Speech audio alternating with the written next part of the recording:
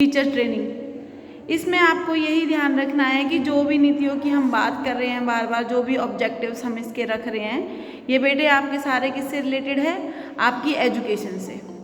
ठीक है। अब जो ये घोषणा पत्र था, वुड डिस्पैच जिसका हमने नाम दिया है, हिंदी में अगर हम बोलते थे क्या है, घोषणा पत्र, ये था हमारा 1854 में आया था। ठीक है।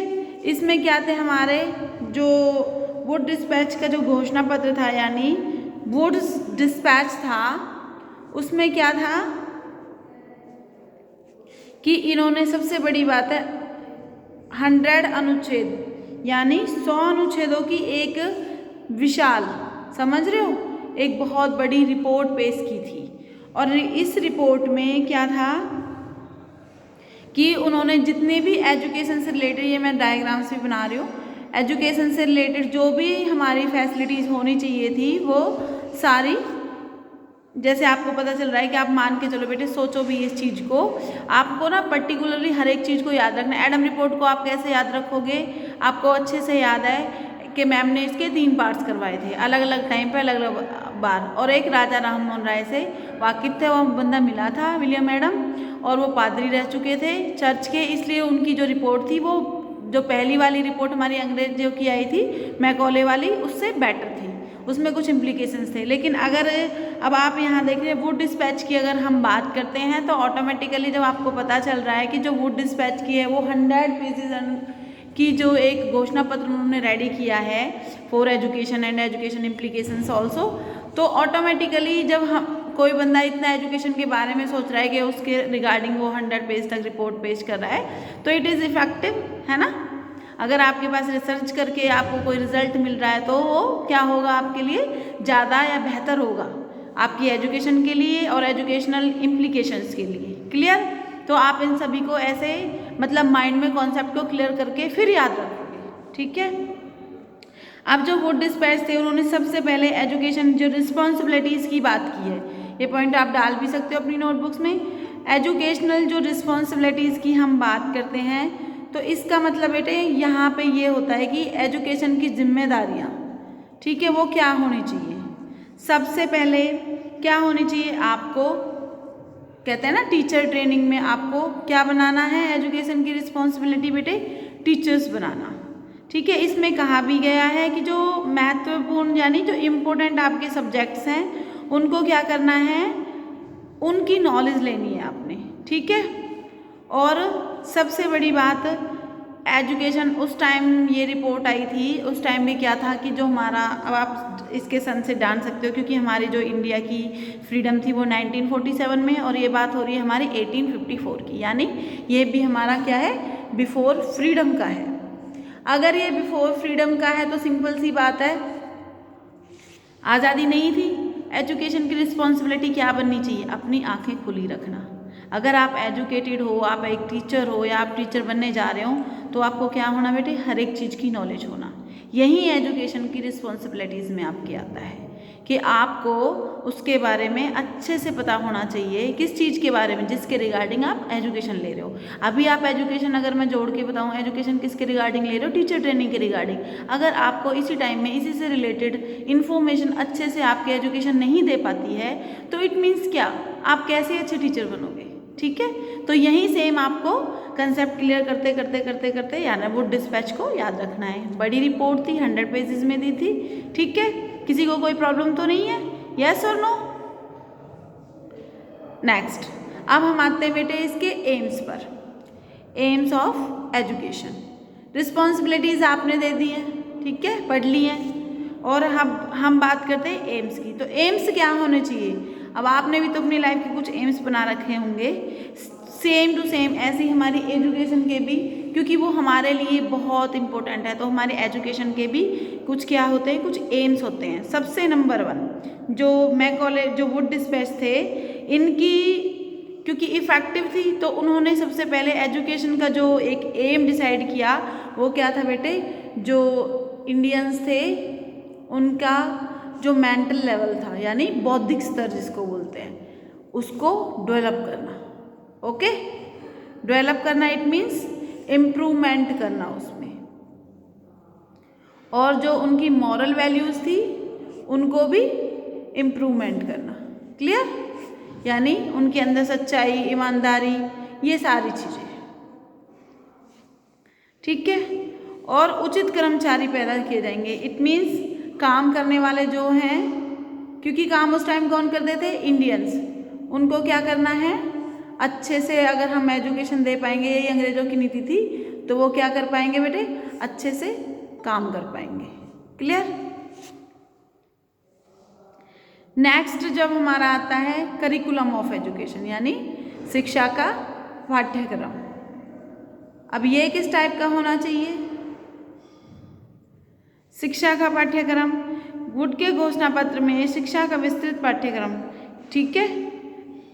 और इसमें कहा गया सबसे पहले विस्तृत यानी बड़ा होना चाहिए, नैरो नहीं।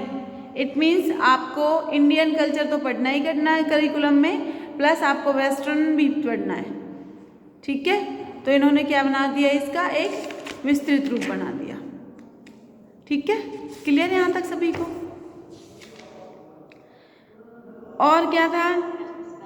डिस्पैच में ये भी कहा कि जो आपकी क्षेत्रीय भाषाएं, जैसे अगर हम क्षेत्र की बात करें तो होती है ना सर, जैसे हिमाचली होगी, गढ़वाली होगी, है ना, कुमाऊनी होगी, ये सारी, जैसे हरियाणवी होगी, है ना, ये सारी लैंग्वेजेस क्या है? ये क्षेत्र की एक पर्टिकुलर लैंग्वेज है, दूसरे लोगों को ज़्यादातर ये समझ नहीं आती है। तो यहाँ पे किस बात की भी बात की आपको ये याद रखना है कि मैकॉले मिनट में उन्होंने ये भी बताया है कि जो क्षेत्रीय जो फील्ड की लैंग्वेजेस हैं उनको भी हम पढ़ सकते हैं। जैसे अगर आप इंटरेस्ट है किसी को, तो आज भी है, खैर आप उसको भी, जैसे पंजाबी बच्चे सीखते हैं, पंजाबी सीख सकते हैं। अगर कोई हरियाणा में रह रहा है, वो चाहता है कि भाई हरियाणवी सीखनी है, वैसे पर्टिकुलर कोई ग्रामर वगैरह है नहीं लैंग्वेजेस की, बट जिनकी ग्रामर्स है, व्याकरण जिनकी बनी हुई है, उनको हम कंटिन्यूस कर सकते हैं। एक बेटे इसमें ये भी चीज़ दी गई है, घोषणा पत्र पाठ्यक्रम में कला, विज्ञान और साहित्य के लिए लाभदायक था। यानी आपका लिटरेचर, आपकी साइंस, आपकी आर्ट, इन सभी चीज़ों को इसमें ऐड किया गया था। क्लियर सभी को? नेक्स्ट है शिक्षा मीडियम ऑफ इंस्ट्रक्शंस। देखो बेटे, रिस्पॉन्सिबिलिटीज होगी, एम्स हो गए, ठीक है, और करिकुलम आपने देख लिया, तो क्या बचता है? मीडियम। अब क्योंकि उस टाइम क्या था? ब्रिटिश रूल्स था, तो क्या होगा उसके बाद? जो आपका मीडियम होगा उसमें क्या होगी? जो इंडियंस की बुक्स होंगी, सिंपल बात है, उनकी कमी, क्योंकि लिटरेचर सारा हमने किस में पढ़ा था? इंग्लिश में, क्योंकि हमारे पास किसका राज था उस टाइम? अंग्रेजों का। तो ऑटोमेटिकली जो इंडियन लिटरेचर से रिलेटेड एंड मीडियम क्या था हमारा? संस्कृत या हिंदी, उससे रिलेटेड क्या था? बुक्स की कमी थी। ठीक है? तो शिक्षा का जो मीडियम बना हुआ था वो इंग्लिश बना हुआ था। ठीक है? इसका सबसे बड़ी बात यह थी कि इन्होंने ये बोला था कि हम इनको क्षेत्रीय भाषा में भी अब चेंज यानी ट्रांसलेट कर देंगे, चाहे वो संस्कृत है हमारी, चाहे वो हमारी अरबी थी, चाहे हमारी वो फारसी थी। ठीक है? यहाँ तक सभी को क्लियर? नंबर 5 पे आता है बेटे आपका एस्टेब्लिशमेंट ऑफ एजुकेशन डिपार्टमेंट, यानी शिक्षा के जो विभाग थे उनकी स्थापना। क्लियर? यानी सबसे ज़्यादा जो योजना उन्होंने बनाई उसमें उन्होंने 5 राज्य को मेन रखा, जिनके पास सबसे ज़्यादा, क्योंकि उस टाइम हरियाणा पंजाब अलग अलग भी नहीं थे, तो उस टाइम उन्होंने बंगाल सबसे जो अथॉरिटी प्लस सबसे ज़्यादा जो इकोनॉमिकली स्ट्रॉन्ग जो स्टेट्स थे, बंगाल, मद्रास, बम्बई और बम्बई पश्चिमी, आप रिटर्न भी कर सकते हो बेटे, बंगाल, मद्रास, बम्बई, बॉम्बे, बम्बई पश्चिमी राज्य और पंजाब। ठीक है? इन सभी को क्या किया था उन्होंने? एक अध्यक्ष, डायरेक्टर ऑफ पब्लिक इंस्ट्रक्चर, ठीक है, नियुक्त करने के बारे में कहा गया। यानी आप नाम लिख सकते हो इसका, इन सभी 5 स्टेट्स को इकट्ठा करके उन्होंने एक डायरेक्टर यानी एक अध्यक्ष बनाया। किसके लिए? जो एजुकेशन से रिलेटेड इन सभी 5 स्टेट्स को कंटिन्यू करा सके। ठीक है? और उसकी हेल्प के लिए भी देखो, डायरेक्टर तो बनाया ही बनाया सारे 5 स्टेट्स का, याद रखना है आपने, इंपॉर्टेंट पॉइंट है ये। ठीक है? इंपॉर्टेंट मैंने आपकी नोटबुक में भी डाल दिया है। प्लस उसकी हेल्प के लिए स्टेट लेवल पर भी यानी डिस्ट्रिक्ट लेवल पर भी डिस्ट्रिक्ट इंस्पेक्टर ऑफ स्कूल्स, ठीक है, और एक डिप्टी डायरेक्टर यानी मंडल स्तर पर जिसको बोलते हैं divisional inspector of schools. Mandals बनाने के बाद भी एक यानी कॉमन अध्यक्ष जो 5 स्टेट्स का होगा, उसकी हेल्प करने के लिए एक डिस्ट्रिक्ट लेवल पर और एक जो मंडल्स उन्होंने बनाए हुए थे। मंडल्स बेटे स्टेट्स को इकट्ठा करके, जैसे अभी हम कह देते हैं कि जब तो पर्टिकुलरली इतने स्टेट्स थे तो सही, बट इतने नहीं थे। जैसे अभी हमने अलग अलग स्टेट्स का भी 28 29 हो गए हमारे, बट उस टाइम में क्या थे, उन्होंने मंडल्स बनाए हुए थे कि जो मंडल्स होते थे वो कई कई स्टेट्स को, 1 या 2 या 3 स्टेट्स को मिला के मंडल्स का निर्माण किया हुआ था। तो मंडल्स के स्तर पर हेल्प करने वाला डिप्टी होता था, डिप्टी ऑफ स्कूल्स, और डिस्ट्रिक्ट इंस्पेक्टर ऑफ स्कूल्स होता था जो डिस्ट्रिक्ट लेवल पे होता था। आपने कि आप अलग, जैसे हिमाचल तो स्टेट होगी लेकिन हिमाचल में डिस्ट्रिक्ट्स अलग अलग होते हैं, आप लोगों को पता है सारा, है ना। जैसे मैं हरियाणा से, हरियाणा में काफ़ी सारे डिस्ट्रिक्ट हैं, पलवल है, फरीदाबाद है ना, ये सारी चीज़ें हैं। नंबर 6 विश्वविद्यालय की स्थापना यानी यूनिवर्सिटीज़ को बनाना। अब आप ये कहोगे कि मैम जो यूनिवर्सिटीज़ का जो एक हम हायर एजुकेशन से जोड़ के चलते हैं, जैसे अभी आप लोगों को भी पता होगा इस चीज़ से रिगार्डिंग बेटे कि जो आपकी यूनिवर्सिटी है वो कौन सी है, कुरुक्षेत्र यूनिवर्सिटी है। तो यूनिवर्सिटी जब हम हायर एजुकेशन की बात करते हैं तो ऑटोमेटिकली हमारे माइंड में क्या स्कीम आती है, यूनिवर्सिटीज़ की। अब यूनिवर्सिटीज़, अब सोचो, क्योंकि उस टाइम हायर एजुकेशन का बहुत ज़्यादा इस्टेब्लिशमेंट नहीं था कि the before freedom in India, ठीक है। तो जो ब्रिटिशर्स थे उन्होंने यूनिवर्सिटीज़ की बात, क्योंकि उन्होंने सिर्फ उसी चीज़ को उठाया जो उनको ज़्यादा से ज़्यादा फ़ायदा दे सके। या तो आप यूनिवर्सिटी की बात करो, या फिर आप हायर एजुकेशन की बात करो, या फिर कुछ हायर स्टेट्स की बात करो, ठीक है। मैंने आपने फ़िल्टर वाली पहले भी पढ़ाई है आपको मैकॉले के में। फिल्ट्रेशन था, ये था कि मतलब सारी चीज़ें हाई वाली, जो हायर है, चाहे वो हायर स्टेट है, चाहे वो हायर सोसाइटी है, चाहे वो हायर फैमिलीज़ हैं, चाहे वो हायर इकोनॉमिकली स्ट्रीज हैं। तो ब्रिटिशर्स ने हमेशा से क्या किया, चाहे वो हायर एजुकेशन है, समझ रहे हो ना, कि जिससे उनको सबसे ज़्यादा बेनिफिट हो। मेनली उन्होंने उन्हीं चीज़ों को अपने पावर में रखना था जो ज़्यादा से ज़्यादा टाइम तक चले, है ना। ये चीज़ें आपको क्लियर करने की ज़रूरत नहीं है बेटे, ये आप खुद भी सोच सकते हो, because Britishers are very very clever comparison Indians. अगर हम इंडियंस की बात करें तो उनके कंपैरिजन में जो ब्रिटिशर्स थे बहुत ज़्यादा चालाक थे, ठीक है। अब देखो उन्होंने इसमें भी क्या किया कि मेडिकल जो कॉलेजेस थे, यूनिवर्सिटीज़ थी, उनको भी बनाया, साथ में उसमें क्या कर दिया, एंग्लो इंडियन का कॉन्सेप्ट समझते हो आप। एंग्लो इंडियन विच मीन्स या तो फादर इंडिया का हो या फिर मदर इंडिया की हो, यानी एक फॉरेनर और एक इंडियन, अगर उनका बच्चा है तो वो क्या बन जाता है, एंग्लो इंडियन। समझ रहे हो what is the concept of Anglo Indian? Clear सभी को? किसी को कोई डाउट तो नहीं है बेटे? ओके। घोषणा पत्र में यह भी निर्देश दिया गया कि बेटे कलकत्ता, बॉम्बे और मद्रास, इन सभी में क्या किया जाएगा, यूनिवर्सिटीज़ बनाई जाएंगी, ठीक है। इन्हीं में क्यों बनाई जाएंगी, कोई कॉमन सेंस लगा के देखो तो, क्योंकि उस टाइम के जो highly states and highly cities with economically and with educationally and आप समझ ही सकते हो हाईली फैमिली सपोर्ट, ठीक है, उन सभी को इन्होंने अपने हाथों के नीचे रखा था। Number 7 establishment of graded schools. Graded जानते हो, जैसे अभी A B C ये सारी ग्रेडेड, हमने ग्रेडेड सिस्टम आया कहाँ से, ये सारा इंग्लिशर्स ब्रिटिशर्स का ही देन है हमारे लिए, ठीक है। इन्होंने क्या किया, अब यहाँ पे मैं आप लोगों को एक डायग्राम बना के दूंगी या फिर मैं बुक से दूंगी। प्राथमिक school, middle school, high school, महाविद्यालय और विश्वविद्यालय, ये सारी एक सीढ़ी दर सीढ़ी उन्होंने एक ग्रेडिंग सिस्टम डाल के बना दिया कि ये चीज़ इस ग्रेड पे, ये चीज़ इस ग्रेड पे, यानी एक स्टेयर्स के उसमें बनाया था। अब है ग्रांट इन एड सिस्टम, यानी कुछ जो वुड की घोषणा पत्र थे, इन्होंने सबसे पहले, सबसे जो इनकी करेक्टरिस्टिक्स है, इंपॉर्टेंट है ये पॉइंट भी आप लोगों का, सहायता क्या डाल सकते हो, grant in aid system, grant in aid system, इसमें क्या है बेटे कि इन्होंने जो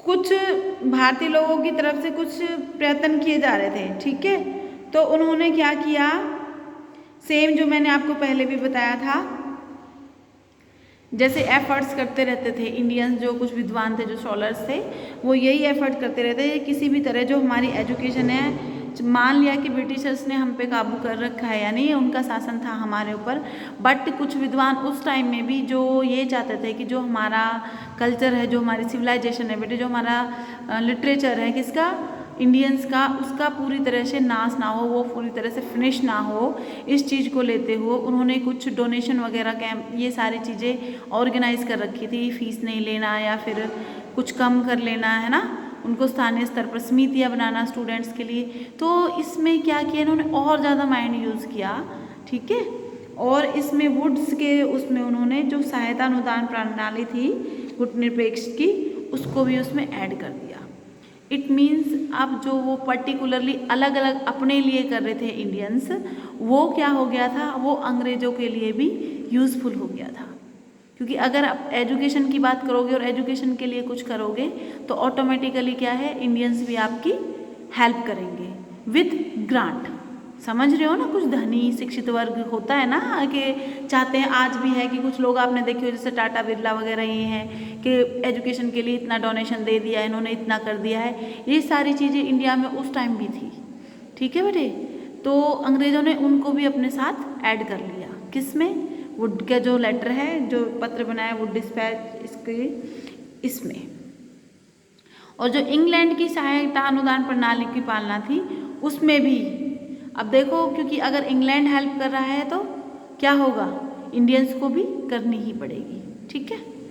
अब आता है आपका टीचर एजुकेशन, ग्रांट सिस्टम समझ आ गया आपको। टीचर एजुकेशन में क्या था बेटे, इंग्लैंड में जब भी शिक्षा सुधार के लिए प्रयत्न आरंभ किए गए उनमें मुख्य कमी अनुभव की गई, ठीक है। तो इसीलिए जैसे अभी हम टीचर की बात करें यहाँ पे अपने लिए ही, क्योंकि बेटे इंग्लैंड चाहे क्लेवर हो, लेकिन टीचर को आपको लगता है टीचर को सिर्फ क्लेवर ही होना चाहिए, सिर्फ इंटेलिजेंट ही होना चाहिए। बेटे टीचर आज भी आप बन रहे हो, आप, मैं आपको बता रही हूँ, टीचर्स को सिर्फ क्लेवर नहीं होना चाहिए, टीचर को सिर्फ इंटेलिजेंट नहीं होना चाहिए, टीचर्स को सिर्फ सहनशील नहीं होना चाहिए। यानी टीचर्स में अगर हम टीचर्स के गुणों की बात करें तो बेटे एक टीचर ही एक ऐसा होता है जो हमारी एक्चुअल में, अगर आपको अच्छे टीचर मिले होंगे तो आपकी लाइफ एक्चुअल में गुड बनेगी और आपका फ्यूचर जो है वो भी सिक्योर हो जाएगा विद इन एजुकेशन। यानी टीचर में मॉरल वैल्यूज़ भी होनी चाहिए, प्लस टीचर में इंटेलेक्चुअली भी होनी चाहिए, प्लस टीचर को साइकोलॉजिकल नॉलेज होनी चाहिए, क्योंकि बच्चों के बिहेवियर को जज करना, इसीलिए बीएड में आपको सारा सिखाया जाता है। वैल्यूज़ की नॉलेज भी सिखाई जानी चाहिए, स्पिरिचुअल नॉलेज भी होनी चाहिए, इमोशनल नॉलेज भी होनी चाहिए, साइकोलॉजिकल भी होनी चाहिए, फिलोसफिकल भी होनी चाहिए, ठीक है, रिलीजियस की भी नॉलेज होनी चाहिए, क्योंकि बहुत सारे रिलीजियस के भी आप बच्चे अटेंड करने वाले। तो ये भी उन्होंने कहा कि टीचर एजुकेशन, जब इंग्लैंड के एजुकेशन की बात होती थी, क्योंकि एक्सपीरियंस में कमी थी, क्लेवर थे, बट इंडियंस के बराबर हर चीज़ों में कंपैरिजन नहीं था। इसीलिए जो टीचर एजुकेशन के लिए उन्होंने बात कही थी, वो उन्होंने कहा था इंग्लैंड से अधिक अनुभव किया, ठीक है, और क्या किया, जो परीक्षण की संस्था थी उनको स्थापित किया।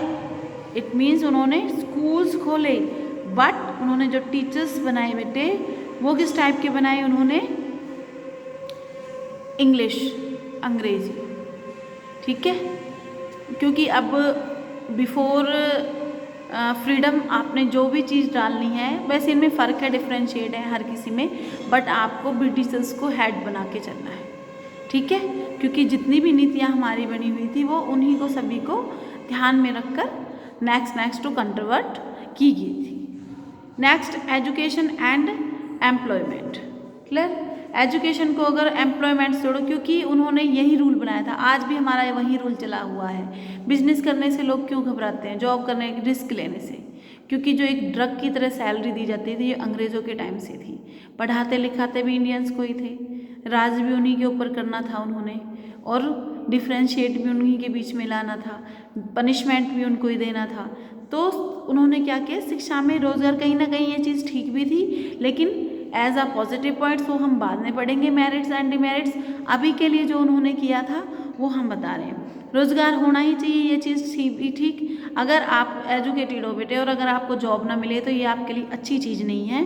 बट अगर पहले से ही, क्योंकि आपको ये पता चल जाए कि आपने लाइफ में बिजनेस करना है, ठीक है, रिस्क लेना है, ये सारी चीज़ें वहाँ पर उस टाइम कंटिन्यू क्यों नहीं की गई? क्यों सैलरी बेसिस टीचर्स को रखा गया? क्यों रोज़गार एम्प्लॉयमेंट को हमारी एजुकेशन से जोड़ा गया? क्योंकि वो हमें ड्रग्स की तरह देते रहे सैलरी, और जो इंडियंस थे उनके नीचे पढ़ लिख कर भी अंग्रेज़ों के नीचे ही काम करते रहे, ठीक है। फिर भी हम इसको पॉजिटिव लेते हैं कि एम्प्लॉयमेंट से उन्होंने जोड़ के रखा हमारी एजुकेशन को। अब वुमेन एजुकेशन की अगर हम बात करते हैं, वुमेन एजुकेशन में कहा भारतीय लोग में लड़कियों को शिक्षा देने के संबंध में अच्छे विचार रखते थे, ठीक है। भावना प्रबल थी। विद्यालय को सहायता अनुदान प्रणाली के अधीन लाया गया। घोषणा पत्र में संबंधित हम पूरी, सिर्फ उन्होंने क्या कहा, इंडियंस ने उस टाइम भी कहा था कि हमारी जो गर्ल्स हैं उनको हमें बॉयज़ के बराबर ही एजुकेशन, लेकिन सिर्फ इस रूल से उन्होंने सिंपैथी रखी थी। सिंपैथी इट मीन्स अगर आप अपनी गर्ल्स को भेजते हो तो वो उनको पढ़ाएंगे, बट अपनी तरफ से कोई खास प्रयत्न या हम कहते हैं स्टेप्स वुमेन्स के लिए नहीं लिए जाएंगे, ठीक है। ये उनका वुमेन्स एजुकेशन, लेकिन फिर भी इन्होंने वुमेन एजुकेशन के लिए काम किया, ठीक है। ये यहाँ पे हम इनका पॉजिटिव पॉइंट्स भी डाल सकते हैं। वोकेशनल एजुकेशन, अब यहाँ पे जब वोकेशनल की बात होती है बेटे, तब हम पढ़ते हैं कि vocational education is very very important, because after education अगर आप मान लिया जॉब लेते हो, ठीक है, वो आपके लिए बिल्कुल ज़रूरी है, इम्पोर्टेंट है। बट वोकेशनल यानी अगर आप मान के चलो बीएड करके एक स्कूल खोलते हो तो वो आपका व्यवसाय हो गया, उसमें सिर्फ आपका घर नहीं चलेगा बेटे, उसमें आपके पीएन से लेके स्वीपर से लेके टीचर से लेके प्रिंसिपल से लेके, है ना, बहुत सारे लोगों को रोज़गार बनेगा और आप बहुत सारे स्टूडेंट्स को भी एजुकेटेड कर पाओगे, ठीक है। नेक्स्ट, मुस्लिम एजुकेशन पे भी उन्होंने थोड़ा बहुत ध्यान दिया, ठीक है। सेकुलर एजुकेशन की उन्होंने, कि जो सेकुलर एजुकेशन यानी धर्मनिरपेक्ष शिक्षा, वैसे मुझे लगता नहीं अंग्रेज़ों ने इतना कुछ किया था, बट कहीं ना इनकी नीतियाँ जाके हमारे लिए ठीक भी थी। ये आगे मैंने आपको पहले ही बताया, मेरिट और डिमेरिट्स में पढ़ेंगे। कुछ बेटे बुक्स थी उन्होंने इंडियन लैंग्वेजेस में थी, उन्होंने ट्रांसलेट करा दिया था इंग्लिश में भी, और जो इंग्लिश में लिटरेचर था उन्होंने कुछ का ट्रांसलेट करा दिया था, लेकिन ट्रांसलेशन आपको याद रखना है सिर्फ किस में हुआ था, वो डिस्पैच में, ठीक है। बाकी मैकॉले इन सारी चीज़ों में आपका नहीं हुआ था। Next, expansion of education of mass level, ठीक है। अब जो वुड डिस्पैच थे इनकी एक और expansion of education mass level, कोई समझते हो आप क्या है इस बात से मतलब? इसमें था कि बेटे जो, हाँ बोलिए, हाँ ठीक है, यानी एजुकेशन की जो स्कूल्स की वृद्धि की है, स्ट्रक्चर से रिलेटेड काम किया है, स्टूडेंट्स के लिए किया है, ठीक है। फिगर आउट अगर हम किसी चीज़ को करते हैं तो फिर भी ना, चाहे इन्होंने रूल भी किया, अगर हम पॉजिटिव वे से देखते हैं, जैसे 1842 में इन्होंने उत्तर पश्चिम राज्य में अलग प्रकार की शिक्षा का प्रबंध किया, उसमें उन्होंने मदर टंग सिखाई है प्राइमरी लेवल पर, ये एक पॉइंट आप नोट कर सकते हो, और जनसाधारण को प्राथमिक शिक्षा देना था, शिक्षकों के बिना असंभव था। इस घोषणा पत्र में कहा गया कि स्थानीय भाषाओं में कुशलता रखने वाले शिक्षकों की भर्ती की जाए, यानी अगर जिन टीचर्स पे मदर टंग सिर्फ उन्होंने की हुई है तो उनको भी गवर्नमेंट्स ने क्या दिए थे, अवसर दिए थे, किसके लिए, भर्ती के लिए। ये सिर्फ सारे चेंजेस इसी में हुए थे वुड डिस्पैच में, ठीक है। वुड डिस्पैच क्योंकि 100 पेजेस की एक रिपोर्ट्स थी, तो इससे रिगार्डिंग जितनी भी इंफॉर्मेशंस थी वो सारी इसी रिपोर्ट्स के अंदर थी। आपको डेट्स याद रखनी बेटे, कल हम इसके मेरिट्स एंड डिमेरिट्स करेंगे। 1850